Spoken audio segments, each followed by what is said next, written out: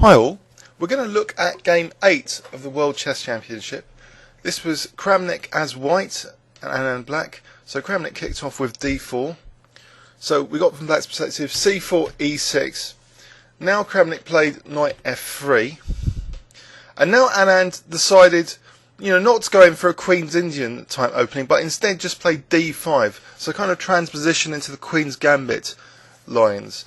After knight c3, Anand grabbed the pawn on c4, and this is kind of double-edged and sharp because now white can play e4, and as well as being able to recapture the pawn very soon, white has the dangerous threat potentially of e5. Anyway, Anand played now bishop b4, so he's pinning that knight, and first thing knight takes e4. So white pinned the knight on f6, and now Anand counter-attacked in the centre with c5. So we have here quite a sharp position, much sharper than some of the Slav variations we had witnessed earlier in the match. After bishop takes c4, now black took on d4, and after knight takes d4 we see another very sharp move here by black, queen a5. So with this, Anand is attacking the bishop on g5 and the knight on c3. And I believe this is all theory still. After bishop b5 check, bishop d7, now white takes on f6, and I believe the theory move is just recapturing that bishop with g takes f6, but apparently there was an innovation now. So this move is slightly new. This bishop takes b5 here. So potentially, black is sacrificing the g-pawn in some lines. Let's have a look at some of the critical variations.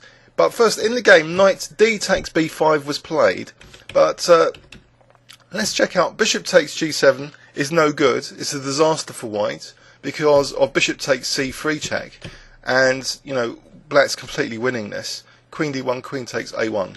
So that's a terrible move. But knight b3 maybe was worth considering. So here queen b6, and here is where white can win a pawn. So this is the point of Anand's preparation, that he may have analysed these positions in depth, sacking the g-pawn. So rook g8, now bishop d4. So white doesn't need to give black the chance to regain that pawn. And now after bishop takes c3, bishop takes c3. I think taking the g-pawn is too risky here.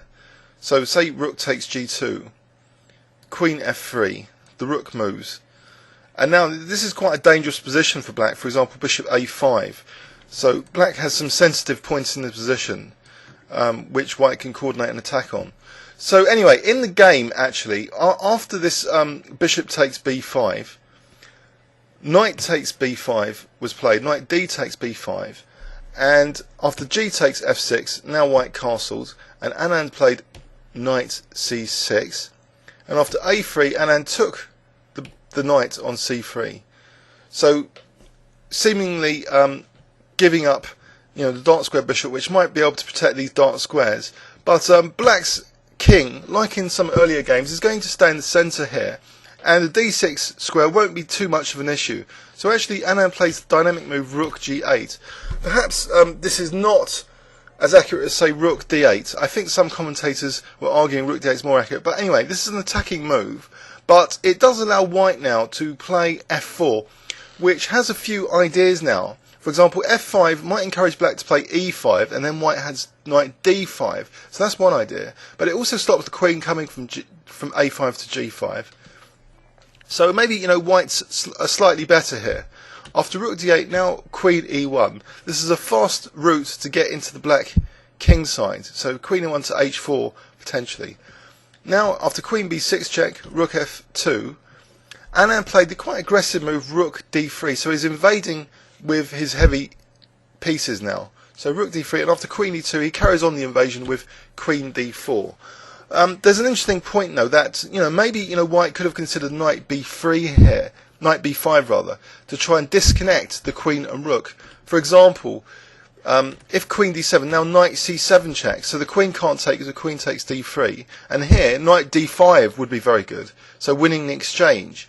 But this I don't believe would have been played. What would have been played is just black sacking the pawn with queen e3. So for example, this kind of continuation is much more likely, where black seems to have adequate play to be able to hold in, for example, this resulting rook and pawn ending would be enough to hold position and draw quite comfortably.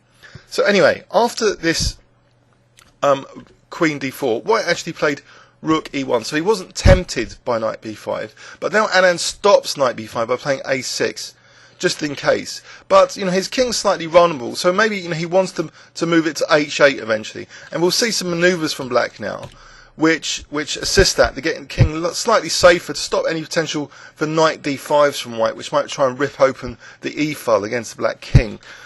So rook ef1, so maybe white's preparing f5 here by doubling the rooks. After rook g6 though, it seems black is saying to white, play at f5, I don't care. And let's have a look why black doesn't care, because after f5, maybe e takes f6, I know it leaves the pawn structure in a wreck, but after e takes here, rook g4, and this seems fine for black, because black has that nice e5 square for the knight to go into. The king can go to g7. The queen's protecting the rook there, and if the rook's attempted to be evicted with h3, then rook h4. So I think black's fine here. If rook takes f5, I think that's kind of harmless as well, because black actually has a very strong move here, rook d2. And for example, if queen f3, then knight e5, queen h3, and then this b pawn, maybe taking this pawn might be strong, or even just the g pawn. So white can't allow the rook coming to the 7th rank, so he can't play this rook takes f5. He wants to keep control of that d2 square. So this is why f5, although seemingly tempting, is not particularly good here. It gives black too much. So actually in the game, Kramnik ended up playing g3. And now after king g7, black continues, the king's safety plan. But after rook d1, we see, a couple of rooks come off, and now the king's finally arrived at its safety destination of h8. Now after knight c3, though, rook g8. Now king g2 was played, and now Anand, establishes more control of that d file by playing rook d8. But this does allow queen h5, so it seems the queen is in quite an aggressive position, but it's not really supported by the other white pieces. So at most, maybe white's aiming just for a perpetual check, which actually in the game now was the conclusion that white's able to probe this pawn a little and force a perpetual check now, especially after this move e5. So let's see here, what Anand played was the safe move f5, just inviting a perpetual, just keeping the lines closed. But say he had taken on e5, then, again, this isn't too dangerous for the black king, but maybe black has to play a little bit more accurately than just simply after f5, because now white has f5 himself, and, this kind of position is not particularly lethal, it seems, for the black king. So this would have been okay as well, another way of drawing the position. So anyway, after e5, Anand just played f5, which is even safer. So white basically went in for a perpetual check here now.